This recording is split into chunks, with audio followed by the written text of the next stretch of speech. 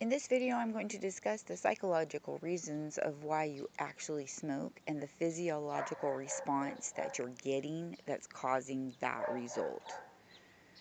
Why do you smoke first thing in the morning, and why do people reach for a cigarette after intercourse? Well, when you smoke a cigarette, it takes the place of what would be oxygen in your blood.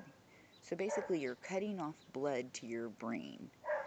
And when you cut off the blood to your brain, you go into a sensation that's known in Britain as being giddy. You feel like you're going to pass out. And that shocks you into a survival mode where your body's releasing adrenaline and all kind of trigger responses are going off in your subconscious mind. But what you're doing is that you're doing it first thing in the morning and right after intercourse, because you're starting to have feelings, and you wake up in the morning and you could feel good, and you know you're going to have to go to work, and you've been conditioned and programmed to shut that down. So you have a cigarette, and it sends you into survival mode, which takes your mind off the fact that you are surviving. It takes your mind off the fact that you're going to have to get up and go to work and do whatever it is that you have to do. Okay? And you don't have a choice. You have to do it.